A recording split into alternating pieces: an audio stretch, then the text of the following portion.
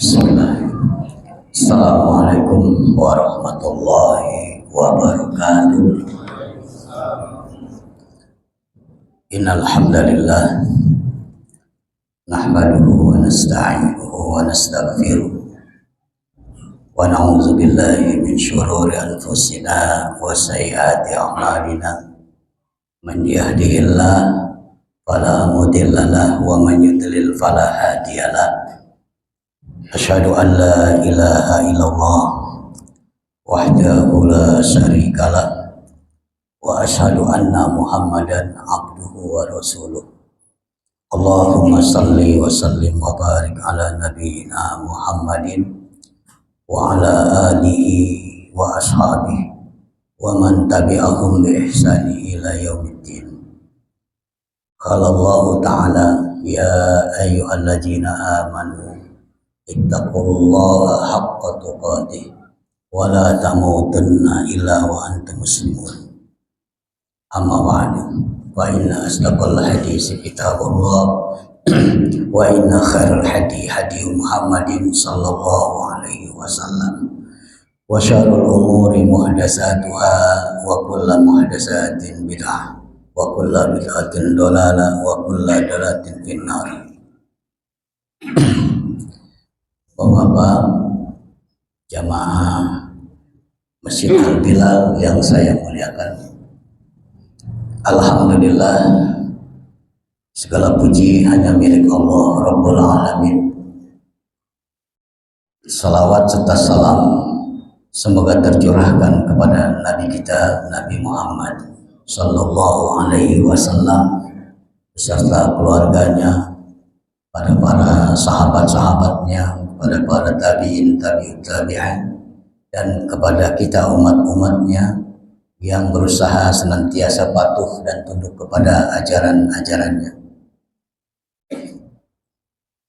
Jamaah sekalian yang saya muliakan, saya di sini cuma badal ya, yang seharusnya Ustadz Wahid Rahman ya, karena beliau berhalangan, masih tadi sudah disebutkan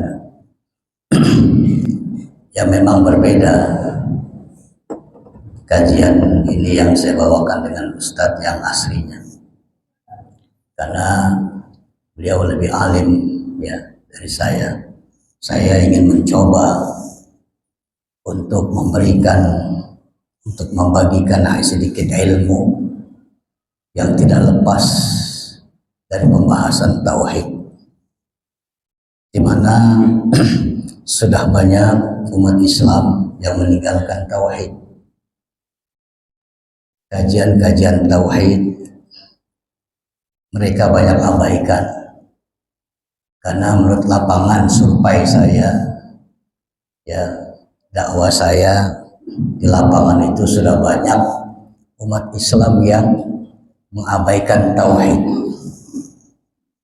Di Depok, di Citayam ya, dan di daerah-daerah Bogor ada sebagian saya masuk di sana, mereka tidak paham tauhid, bahkan mereka sendiri tidak tahu apa itu Islam yang sebenarnya. Nah, saya ingin mencoba, insya Allah saya akan berikan sedikit tentang pembahasan masalah tauhid ini, berangkat dari makna daripada apa itu Islam. Syekhul Islam Taimiyah rahimahullah ta'ala menjelaskan tentang apa itu Islam. Islam itu adalah al-istislamu lillahi bitauhid wa in qiyadu lahu bitta'ah wal bara'atu an syirki wa ahli. Islam itu adalah penyerahan diri kita sepenuhnya kepada Allah, untuk Allah, dengan mentauhidkan Allah, dan kita tunduk patuh dalam rangka mentaati perintah Allah Subhanahu wa ta'ala. Kemudian kita bersikap barok, berlepas diri dari kesyirikan yang mereka lakukan, di mana mereka telah masuk pada gerbang-gerbang kesyirikan karena mereka tidak paham apa itu tauhid. Jamaah sekalian yang berbahagia, sudah kita ketahui bahwa Rasulullah Shallallahu Alaihi Wasallam membawa ajaran Islam ini sama dengan dakwanya para nabi dan rasul sebelumnya. Mereka satu agama Islam, agama tauhid, di mana mereka diutus oleh Allah Subhanahu wa taala, para nabi dan rasul Allah, untuk mengembalikan manusia kepada fitrahnya. Karena dalam hadis qudsi Allah Subhanahu wa taala menjelaskan, khalaqtu ibadiya hunafa. Aku menciptakan hambaku dalam keadaan lurus. Para ulama menafsirkan hunafa di sini dalam keadaan cenderung kepada kebenaran. Itu hunafa, lurus. Siapapun dia sebagai penghalang dakwah tauhid, secara fitrahnya mengakui akan kebenaran ajaran Rasulnya, termasuk Nabi kita Muhammad Sallallahu Alaihi Wasallam. Fir'aun mengakui ajaran Musa alaihissalam. Namrud mengakui ajaran Nabi Allah Ibrahim alaihissalam. Dan Abu Jahal, Abu Lahab, dan Abu-Abu yang lain mengakui terhadap ajaran Islam yang dibawa Nabi Muhammad Sallallahu Alaihi Wasallam. Cuman penyakitnya dua yang menyebabkan mereka menolak ajaran Islam. Mereka menolak ajaran dakwanya para nabi dan rasul Allah Subhanahu wa taala. Yang pertama gengsi. Yang kedua sombong. Wajahadu biha wastaqanatha anfusuhum zulman wa uluwan. Mereka bukan tidak tahu apa yang diajarkan oleh para nabi dan rasul Allah. Mereka tahu itu benar, tapi mereka zulman wa uluwan, mereka miliki kezaliman dalam hatinya. Mereka merasa diri dialah paling hebat, dialah tokoh. Gak boleh patuh kepada bawahan, gak boleh patuh kepada rakyat, sekalipun orang itu seorang nabi, tapi mengakui akan kebenaran ajaran nabi dan rasulnya. Wa'uduwan, sombong. Ini dua penyakit ini berbahaya kalau dihinggapi oleh kita. Seorang anak menasihati atau mengingatkan orang tuanya, Pak, itu sewaktu sholat, panggilan Allah azan. Orang tuanya seharusnya mengatakan, terima kasih nak, kau telah ingatkan bapak. Nah, itu. Ini tidak orang tua sekarang. Nggak usah kamu ajarin aku nak. Ya, kamu tuh masih kecil. Walau dia punya anak masih kecil, ya dibilang, nggak usah ajarin aku.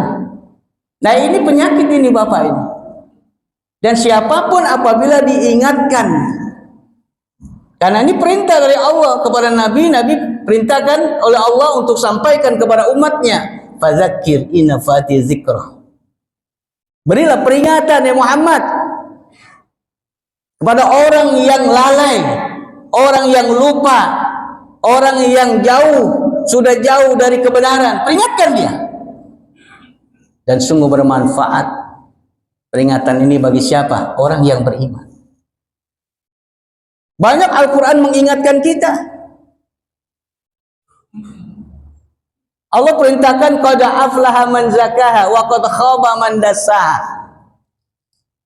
Sungguh beruntung kata Allah orang yang berusaha membersihkan hatinya dari penyakit-penyakit hati. Dan sungguh rugi orang yang membiarkan penyakit itu terus dalam hatinya. Tidak ada perubahan. Tidak ada keinginan untuk membersihkannya dengan bertobat kepada Allah Subhanahu wa taala. Jadi Allah katakan beruntung orang yang berusaha. Karena kita harus mengakui kita manusia yang tidak luput dari kesalahan dan kealfaan, kelalaian. Ini manusia kita ini. Makanya orang yang beruntung itu bukan orang yang merasa diri paling bersih.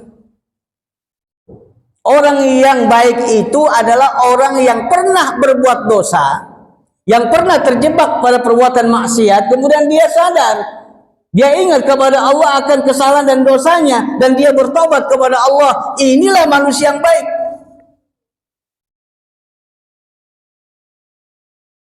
Kenapa? Nabi yang ngomong, kullu bani Adam khata' wa khairu khata'in at-tawabun. Setiap anak Adam itu pasti punya salah. Bapak saudara pasti punya salah. Dulu pernah meninggalkan sholat barangkali, atau sholat ya terkadang kalau hati lagi ngajakin sholat enggak. Itu pernah barangkali. Ini perbuatan yang sangat khata', ini salah. Kemudian dia sadar ini tidak boleh kita lakukan ini. Dia bertobat kepada Allah. Ini manusia beruntung. Manusia rugi adalah orang yang membiarkan terus-menerus dirinya penuh dengan dosa, penyakit hati.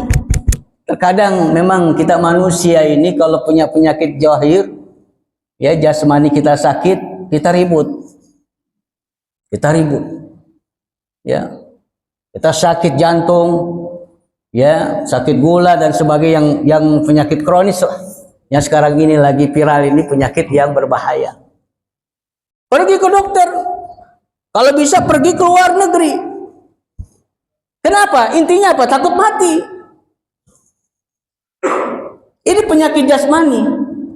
Tapi kalau kita terkena penyakit rohani, nah, ini diam-diam saja kita ini. Banyak kita lihat saudara kita yang sedang sakit. Apa contohnya? Orang yang nggak sholat, dia lagi sakit. Dia gagah perkasa, jasmaninya kuat, tapi nggak pernah sholat, nggak pernah sujud kepada Allah. Nah ini lagi sakit dia. Terkadang sering kita abaikan masalah ibadah sholat ini. Bapak ke masjid, anaknya nggak pernah diajak. Bapak mau masuk surga sendiri, anak istrinya nggak mau diajak. Nanti dari kiamat protes itu anak sama istrinya. Jadi ingat kata Allah, ya ayyuhalladzina amanu qu anfusakum wa ahlikum nar. Kalau kita merasa beriman, jaga diri kita. Jaga diri kita. Anfusakum itu kita. Wa ahlikum nar, dan keluarga kita, anak istri kita yang ada di rumah kita ini. Jaga dari api neraka yang bahan bakarnya manusia dan batu. Kita rajin ta'lim, duduk di majelis ilmu, tapi lalai terhadap keluarga, tapi lalai terhadap anak dan istri kita. Kalau ada kajian, ajak anak istri kita biar sama-sama mendengarkan daripada ajaran Islam yang belum mereka ketahui. Dan banyak kita juga tidak mengetahui.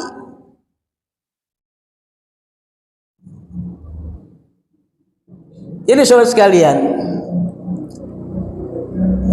obatnya adalah ilmu.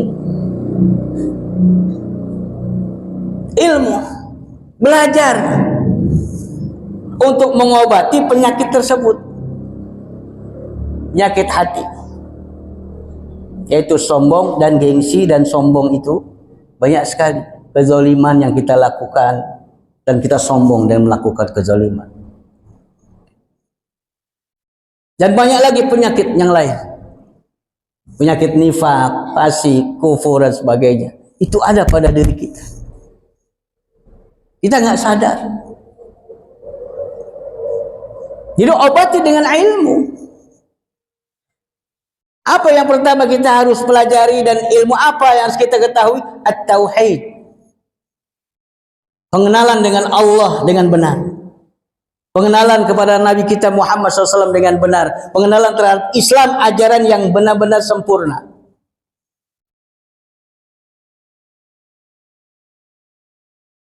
Syekhul Islam Syekh Muhammad bin Abdul Wahab atau Syekh Muhammad At-Tamimi dikenal. Beliau mewajibkan kita ini mempelajari tauhid lebih dahulu. Karena mengulas daripada firman Allah, walaqad ba'atsna fi kulli ummatin rasulan an i'budullah wastanibu tagut. Dan sungguh kami telah mengutus setiap umat itu ada rasulnya. Ada yang memberikan peringatan. Untuk apa Allah utus seorang rasul setiap umat? An i'budullah. Mengajak mereka untuk beribadah kepada Allah, untuk menyembah ilahul haq, Tuhan yang sebenarnya, itu Allah subhanahu wa ta'ala, dan menjauhi tagut, yaitu sesuatu yang disembah selain Allah subhanahu wa ta'ala. Nah, oleh karena itulah dalam Al-Quran surah Al-Kahfi 110, di mana kita semua hafal itu ayat. Ya, faman kana yarju liqa'a rabbih falyamal amalan sholihan wala yusyrik bi'ibadati rabbih ahada. Maka barang siapa yang ingin berjumpa dengan Tuhannya, yaitu Allah, maka persiapkan dua ini. Falyamal amalan salihan wala yusyrik bi ibadati rabbih ahad.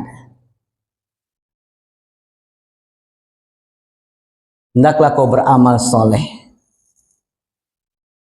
Amal soleh itu apa ya? Salat, puasa, zakat, infak, sedekah, berbuat baik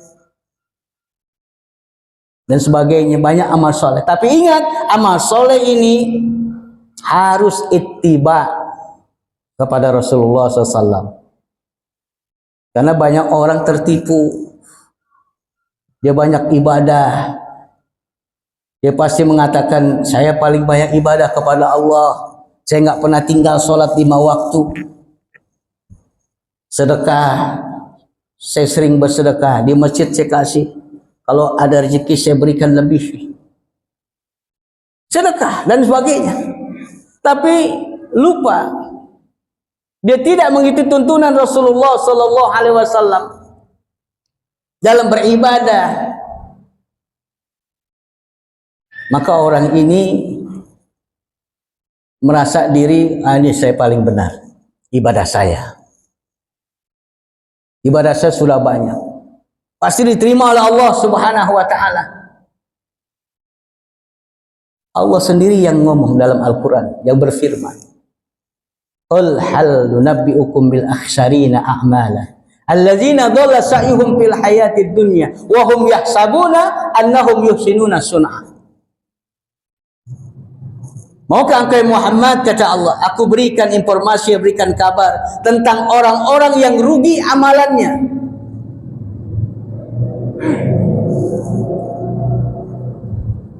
Mau ya Allah. Rasulullah bacakan ayat ini di hadapan para sahabat. Sahabat pun ingin sekali mendengarkan siapakah orang yang rugi amalan nanti dari kiamat yang kata Allah tadi. Alladzina dhalla sa'yuhum fil hayatid dunya. Orang-orang yang telah sia-sia dia beramal di dunia ini. Dia melakukan sesuatu di dunia ini. Wa hum yahsabuna annahum yusinuna sun'ah, tapi mereka menyangka apa yang mereka kerjakan sudah pasti benar. Ini persangkaan kita ini manusia. Apa saya lakukan pasti sudah benar. Tapi dhalla sa'yuhum itu tadi fil hayatid dunya, telah sia-sia usaha mereka di dunia ini. Kenapa mereka ditolak amalan nanti dari kiamat oleh Allah? Karena tauhidnya tidak bersih. Wala yusyrik bi'ibadati rabbih ahada. Kata Allah yang kedua, jangan syirik, jangan melakukan kesyirikan kepada Allah dalam beribadah. Ini yang terkadang manusia sadar atau tidak sadar terseret dengan perbuatan syirik. Satu sisi dia beribadah kepada Allah, sisi lain dia beribadah kepada selain Allah Subhanahu wa Ta'ala. Yang membuat amalan mereka itu terhapus. Yang mereka menganggap saya paling banyak amalannya, ternyata ditolak oleh Allah. Al-Furqan 23. Wa qadimna ila amilum min amalin faja'alnahu haba'a mansura. Dan sungguh kami hadapkan nanti amal-amal mereka. Mereka bawa amalan sholatnya, puasanya, zakatnya, haji, umrah, dan semuanya dibawa di hadapan Allah. Banyak memang yang mereka kerjakan. Tapi faja'alnahu haba'a mansura. Kami jadikan amalan mereka, sholat mereka, puasa mereka, haji, umrah, dan sebagainya seperti debu-debu yang berterbangan. Disitulah banyak manusia menangis, menyesal. Apa? Kenapa? Ditolak oleh Allah Subhanahu wa ta'ala. Karena tauhidnya bercampur dengan kesyirikan.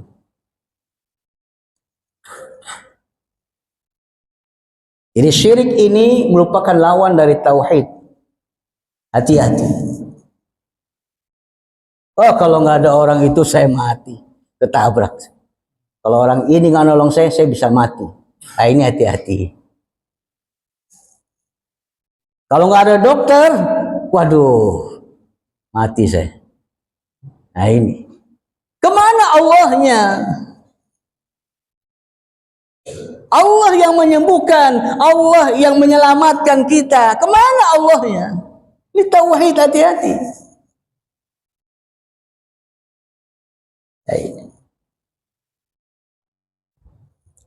Ibadah sholat dilalaikan. Banyak. Sholat sih sholat, tapi nantilah. Saya pernah rumah sakit Islam beberapa tahun yang lalu bersama dengan Pak Haji. Dia udah haji 3 kali. Ketika masuk maghrib, saya ajak sholat. Apa kata Pak Haji? Ya, Anda duluan deh yang sholat. Kenapa? Allah juga maklum saya lagi sakit. Nggak apa-apa saya nggak sholat. Kenapa? Saya lagi sakit. Saya nggak bisa bangun. Nggak, duduk aja Pak. Bapak duduk di tempat, saya di sini. Jadi imam insya Allah. Nggak mau. Ini Pak Haji nih. Bagaimana pemahamannya ini tentang Islam? Ternyata dia sholat rajin ini ketika sehat. Dianggapnya kalau sakit, Allah maklumin nggak usah sholat, nggak apa-apa. Ini ajaran mana lagi nih? Sakit nggak sholat, banyak. Benar apa kata Rasulullah? Innamal a'malu bil khawatim. Sesungguhnya amalan itu dilihat di akhirnya, bukan di awal. Ya awalnya dia rajin ibadah segala macam, ketika di akhirnya nggak lagi ibadah kepada Allah. Taruhlah sebelum orang ini ibadah dulu, brengseklah taruh seperti itu. Maksiat dilakukan segala macam, dia sadar. Itu perbuatan dosa. Dan dia insaf, dia taubat, kalau dia sholat, dia ibadah, dia menuntut ilmu, dia belajar, Allah ambil dalam keadaan ibadah. Ini insya Allah husnul khotimah. Saya punya orang jamaah orang tua. Seusia bapak ini barangkali ya 82 tahun, masuk rumah sakit Islam. Ketika azan subuh dia bangun, diminta anaknya, saya minta air buat wudu, sholat. Kemudian Allah berikan lagi ya kesempatan untuk bisa makan pagi, sarapan, disediakan kan di rumah sakit. Kemudian ketika waktu duha dia minta air lagi untuk sholat. Itu sudah kelihatan parau suaranya itu udah lain. Ketika selesai sholat dibangunkan, ternyata sudah tidak ada. Wafat dalam keadaan ibadah. Ini orang tua di akhir hidupnya. Insya Allah husnul khatimah. Maka berdoalah kita kepada Allah. Minta supaya kita ini husnul khatimah. Lagi sholat, Allah ambil. Lagi baca Quran, Allah ambil. Lagi dengerin seperti ini nih, pojokan tidur, kira tidur nggak sampai mati. Kita nggak tahu kan? Iya. Nah tidur ada nih, pojokan. Ya udah dengerin, malaikat udah catat dia. Allah ambil. Insya Allah tuh husnul khatimah. Jangan lagi nyekek botol mati. Minum khamar maksudnya. Mati. Seperti ada beberapa orang yang mengantar jenazah kawannya. Kawan ini pemabuk. Yang ngantar pemabuk juga. Kuburan karet. Satu mobil bus itu buat mereka temannya itu. Mereka bukan merenungi temannya ini sudah tidak ada. Malah di bis itu dia minum-minum. Tabrakan, kecelakaan. Cuman 3 yang selamat, tapi luka berat. Semuanya mati. Coba bayangkan. Yang seharusnya kita mengandalkan jenazah, itu jadi bahan renungan kita. Kita sering memandikan mayat. Kita sering mendengarkan di masjid, di musola, innalillahi wa inna ilaihi raji'un. Mendengar seperti itu Pak? Sering kan? Ini ada yang meninggal. Kemudian dia saudara kita atau teman kita, teman semajelis kita. Kita datang takziah. Kita ikut mandikan, kita ikut mengkafankan, kita ikut mensolatkan dan menggotongnya sampai ke makam. Pulangnya adakah hasil dari kita? Seharusnya ada. Ya Allah, teman saya yang baru saja kemarin saya ini bicara dengan dia, baru ngopi di warung kopi berdua, ngobrol berdua, sekarang sudah Engkau ambil ya Allah. Mungkin besok saya ya Allah. Orang mati itu sebenarnya nasihat buat orang hidup. Sekarang saya dimandiin, besok Anda dimandiin. Sekarang saya dikafankan, besok Anda dikafankan. Sekarang saya disolatkan, besok Anda. Sekarang saya ini digotong, besok Anda. Sekarang saya dikubur, besok juga bisa Anda dikubur. Pernah nggak kita berpikir seperti itu? Sampai Utsman bin Affan ini menangis ketika selesai memakamkan sahabatnya. Menangis sampai jenggot dibasah dengan apa? Dengan air mata. Sahabat lain menegur, ya Utsman, kenapa kau menangis? Ketika Rasul menjelaskan tentang kematian, kau tidak menangis. Apa jawab Utsman? Aku tidak tahu apa yang terjadi dalam makam ini. Karena seseorang apabila sudah masuk ke dalam kubur, orang ini sudah masuk pada gerbang pertama. Bukan gerbang terakhir, gerbang pertama. Apabila di gerbang pertama dia selamat dari azab kubur, dari fitnah kubur, dia akan dimudahkan untuk masuk ke gerbang yang selanjutnya. Tapi apabila tidak selamat, dia akan dipersulit untuk menuju gerbang selanjutnya. Jadi apa yang kita bawa? Kata Syekh Utsaimin rahimahullah ta'ala, yang kita bawa adalah apa? Iman dan amal soleh. Karena yang ditanya itu masalah apa? Tauhid, man rabbuka, man nabiyuka, madinuka. Atau kau kenal dengan laki-laki ini? Itu Rasulullah SAW. Kalau orang memang nggak pernah lihat Nabi, tapi dia mentauhidkan Allah dan mengikuti sunnah Rasul dengan sebenarnya, dia akan kenal pasti.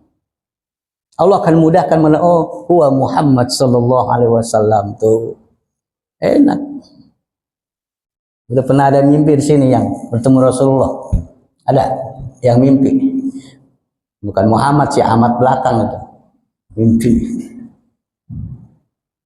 Kita belum pernah berjumpa dengan Rasulullah dalam mimpi. Tapi kita bisa menjawab kenapa? Tauhid.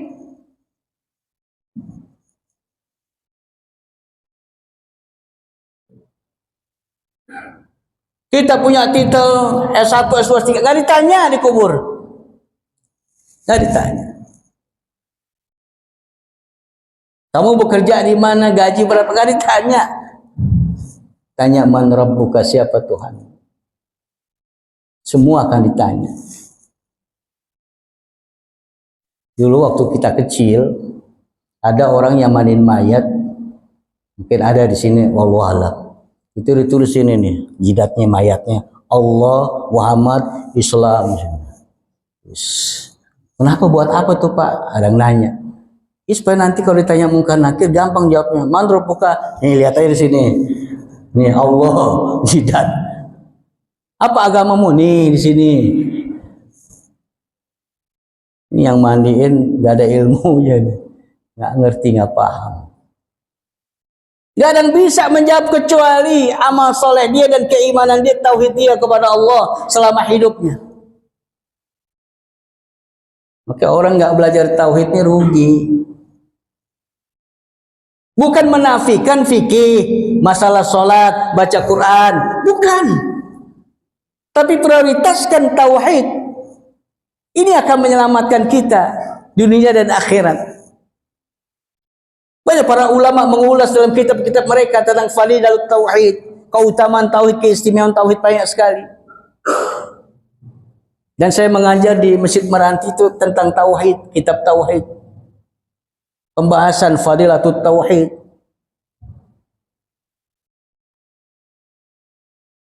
Sini ada kan tauhid? Alhamdulillah, iya mesti ada, prioritaskan itu.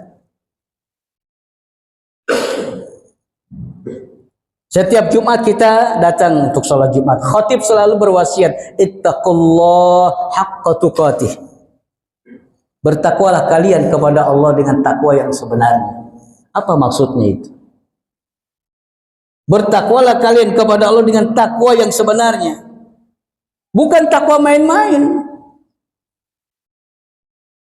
Bukan takwa hanya di masjid.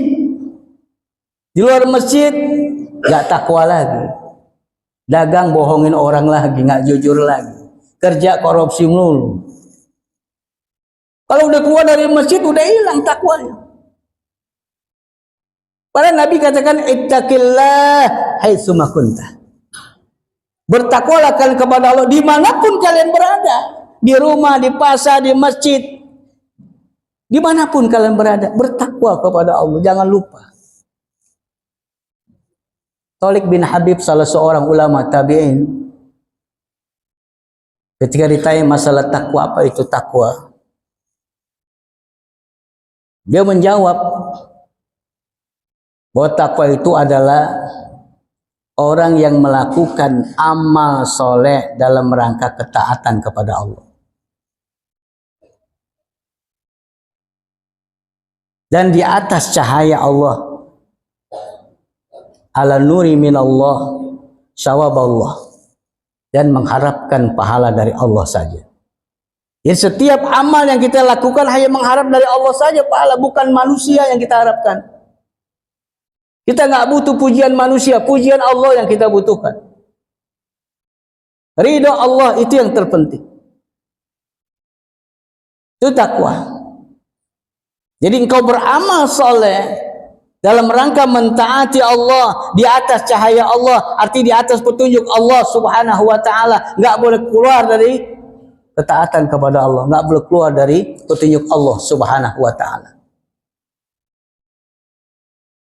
Yang kedua, engkau meninggalkan maksiat dengan penuh keikhlasan di atas petunjuk Allah. Kenapa kau meninggalkan maksiat? Takhafu iqaballah, karena takut kepada Allah akan azabnya. Kemudian tanya lagi, apa yang sebesar takwa itu?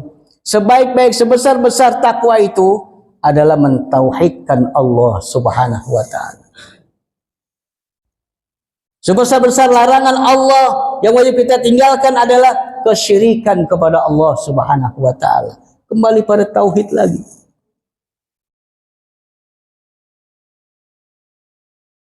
Dan Allah berjanji dalam Al-Quran, orang yang mentauhidkan Allah dan tidak mencampur adukan imannya dengan kesyirikan.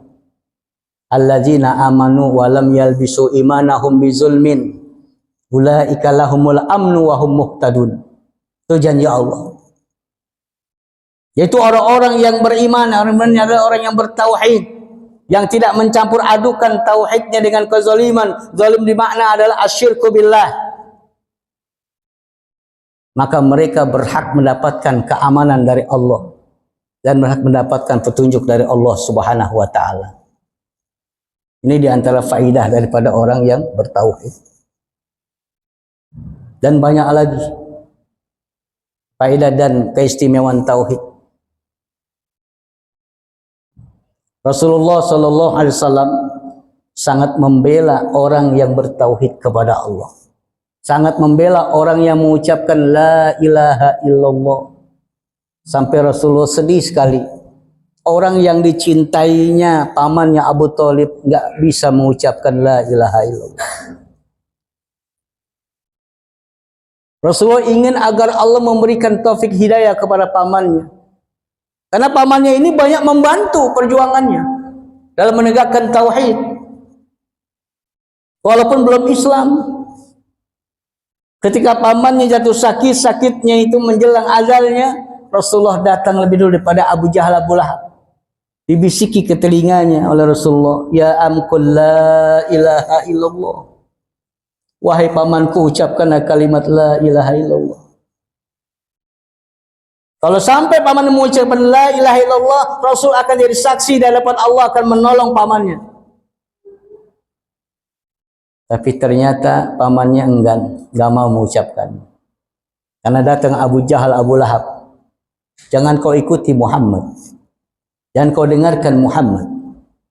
Kau sudah punya Tuhan, nenek moyang kita, Lata Uzza Manah Hubbal, itu Tuhan kita. Ada situlah. Dalam sakaratul maut itu setan bermain. Hati-hati itu. Setiap orang dalam sakaratul maut, setan itu ikut bermain supaya kita nggak bisa ucapin la ilaha illallah. Ya, kalau bapak saudara sekalian dalam keadaan sekarat nanti, datang kedua orang tua kita itu yang sudah meninggal membawa air. Karena kata Rasulullah, orang lagi sekarat itu hausnya bukan main, haus. Bawa air segar. Yang datang orang tua kita, pada itu setan. Hati-hati, setan menggoda kita itu.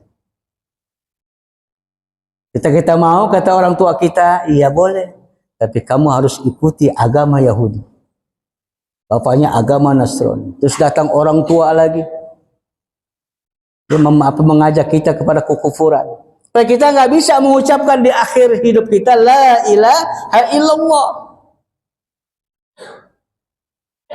Imam Ahmad rahimahullah ta'ala ketika dalam sakaratul maut dibisiki oleh anaknya di geleng kepala kalimat la ilallah. Bukan tidak mengikuti la ilallah, karena pada saat itu setan mengajak untuk kufur.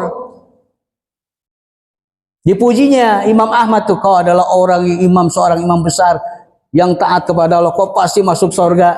La, katanya. Tidak, kata Imam Ahmad. Dia memuji. Gagal setan menggoda Imam Ahmad mengucapkan kalimat la ilaha illallah. Makanya dibela umatnya mengucapkan la ilaha illallah dengan hadis Nabi, ya, barang siapa yang mengucapkan kalimat la ilaha illallah fi akhir hayatnya dakhala jannah, dia masuk surga. Tuh, dibela Nabi. Sekarang boleh deh. Banyak orang apalin la ilaha illallah, la ilaha illallah. Silakan, tapi ketika dalam sakaratul maut belum tentu bisa. Belum bisa, belum tentu bisa. Karena ada seorang ulama tabi'in pula, ketika ditanya kalimat la ilaha illallah, bukankah dia kuncinya surga? Bala, katanya benar.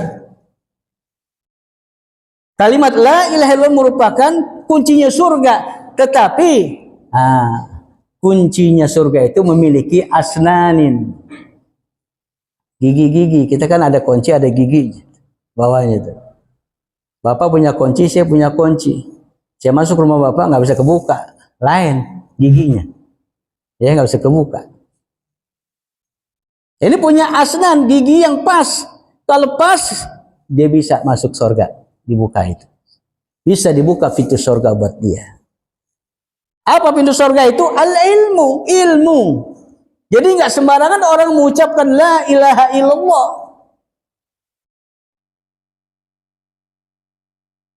Ketika orang dalam keadaan susah, dapat musibah, maaf saja, orang kaya meninggal dunia, malamnya banyak yang hadir. Orang nggak pernah sholat hadir. Kang ojek maaf, nggak sholat hadir. Kenapa? Berkatnya gede. Orang kaya yang meninggal. Coba kalau orang miskin yang meninggal, rangginang, mana mau datang? Nggak ada yang datang. Doanya bukan karena Allah, tapi karena itu. Nggak diterima oleh Allah. Dia mendoakan si mayitnya ada. Kembali. Jadi kalimat la ilaha illallah tidak perlu dibaca banyak-banyak, cukup sekali dipahami. La ma'bud bihaqqin illallah. Jadi ada syurutul la ilaha illallah. Ada yang membatalkan la ilaha illallah. Itu pembahasan tauhid itu. Udah masuk waktu ya? Berapa menit lagi? Izin. Ya. Jadi pembahasan tauhid banyak sekali. Jangan kita merasa sudah ngerti tauhid malas belajar tauhid, sudah paham. Ya. Syekhul Islam Taimiyah pernah ngajar di satu masjid besar. Terus jamaah minta, "Syekh, jangan belajar tauhid mulu lah. Ganti yang lain." Kok sudah paham tauhid? Sudah paham saya. Sudah tahu tauhid begini tahu. Betul? Iya. Saya dengar di rumahmu ada orang beli rumah, kata Syekh. Benar gak? Iya, benar ada. Terus kemudian rumah itu sebelum dimasuki dipotong ayam dulu, dilempari darah ke rumah itu. Hukumnya apa? Diam dah. Itu di rumah, dekat rumah kamu. Kamu apa yang kamu kerjakan? Kamu tegur gak orang itu? Tidak, Syekh, berarti belum paham tauhid. Ini perbuatan syirik, meyakini harus dengan potong ayam yang warna hitam, segala macam hitam, orangnya juga hitam. Ya. Supaya berkah rumahnya. Yang berkah itu orangnya. Kalau diisi rumah itu dengan ibadah, berkah rumah itu. Baca suratul Baqarah rumah itu. Bukan pas pindahan doang rumah itu dibaca Al-Baqarah, setelah itu nggak dibaca lagi. Ini salah kaprah. Penghuninya bisa baca Quran, sholat ibadah di dalamnya. Berkah rumah. Kalau rumah diisi dengan lagu-lagu segala, nggak berkah. Ya nggak berkah. Nah itu, jadi belum paham antum ini tauhid kalau begitu. Belajar lagi tauhid tuh. Jadi sampai kapan kita selesai belajar ilmu tauhid ini? Wa'bud rabbaka hatta ya'tiyakal yakin. Beribadahlah kepada Allah. Bahwa menuntut ilmu itu merupakan ibadah yang sangat besar pahalanya. Di antaranya belajar tauhid itu. Sampai datang pada kamu al-yakin. Apa al-yakin? Al-maut, kematian. Baru selesai. Jadi jangan kita ini bertanya kapan sih kita sholat selesai, kapan sih kita ini belajar selesai, kapan kita baca Quran selesai. Jangan. Selama kita masih hidup bernapas, wajib menuntut ilmu, wajib kita beribadah kepada Allah, wajib kita ibadah sholat terus sampai datang kematian baru selesai. Udah mati nggak sholat lagi, nggak puasa lagi, nggak haji lagi. Ketika selesai meninggal dunia, kita masuk kubur, diproses, ditanya, diminta pertanggungjawaban kita di hadapan Allah. Ketika hari kiamat, kita dibangkitkan dari kubur, kemudian dikumpulkan, digiring ke padang mahsyar, satu persatu ditanya oleh Allah. Kita nggak bawa anak, kita nggak bawa istri, perempuan tapi istri nggak bawa suami, masing-masing ditanya satu persatu oleh Allah, diminta pertanggungjawaban kita. Apa saja yang sudah kita lakukan di dunia ini. Jadi jangan main-main. Kalau orang mengaku beriman kepada Allah dan hari akhir, berarti dia percaya dan yakin akan adanya yaumul jaza, yaumul hisab. Hari pembalasan dan juga hari penghisapan, perhitungan. Di sanalah manusia tidak bisa berbuat apa-apa. Di dunia bisa sombong dia, di sana nggak bisa lagi. Jadi di dunia ini banyak-banyaklah kita berbuat baik. Banyak-banyak husnuzon kepada Allah. Sakit husnuzon, ya Allah, saya sakit melulu nih ya Allah. Sebelah itu sehat terus, nggak sholat tapi sehat terus, jangan. Kita nggak tahu dia sehat, rohaninya sakit, lebih parah. Ujian buat kita orang beriman. Sakit itu ujian. Minta kepada Allah kesembuhan. Kalau nggak sembuh, minta kepada Allah. Berarti emang Allah belum sembuhkan. Sabar, nah di sini sabar. Jangan ke dukun, nggak sembuh ke dukun. Dukun bilang, wah ini dibilang apa, disantet orang, kalau nggak ada. Baik sangka juga pada manusia, jangan suudzon pada manusia. Ya, begitu. Jadi sekali lagi, tauhid. Pelajari tauhid dengan benar. Insya Allah dengan tauhid ini kita bisa selamat dunia dan akhirat. Dan dengan tauhid ini kita bisa dimasukkan dalam surganya Allah. Bahkan dalam satu riwayat hadis yang sahih, orang yang bertauhid pada Allah tidak pernah melakukan kesyirikan, Allah akan masukkan ke dalam surga tanpa hisab, tanpa azab. Itu ada kitabnya, kitab tauhid. Ya, mudah-mudahan dengan kajian ini ada manfaat buat kita semua, khususnya buat saya pribadi. Ya, barangkali ini saya dapat saya sampaikan. Ada pertanyaan ya? Ya? Udah aja. Ya, pertanyaan satu aja, dikit lagi azan. Ya, yang keras Pak ya, saya kurang. Assalamualaikum warahmatullahi wabarakatuh. Waalaikumsalam. Kita dalam beribadah itu selalu mengharapkan ridho Allah. Untuk mengharapkan ridho Allah ini ada ilmunya. Bagaimana ilmunya itu? Supaya kita dalam setiap ibadah kita itu selalu diridhoi oleh Allah. Ya. Ya, dah. Ya. Alhamdulillah. Terima kasih Bapak penanya. Allah akan meridhoi apa yang kita kerjakan, baik sholat maupun ibadah-ibadah yang lain, selama dalam hati kita ada keikhlasan. Ikhlas itu adalah tauhid murni. Jadi tauhid secara bahasa adalah memurnikan ya niat kita dan murni dalam beribadah kepada Allah. Jadi kalau kita yang mendapatkan ridho Allah harus ikhlas. Karena Allah, untuk Allah dalam beribadah. Baru turun yang namanya ridho. Dan mengikuti petunjuk Rasulullah SAW dalam beribadah. Jadi kalau kita beribadah, lihat bagaimana Rasulullah memberikan petunjuk. Karena Allah sudah memberikan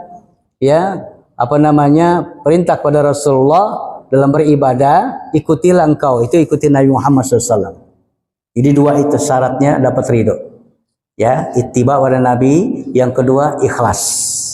Insya Allah. Wallahu a'lam. Ya, sampai sini mudah-mudahan ada manfaatnya. Assalamualaikum warahmatullahi wabarakatuh.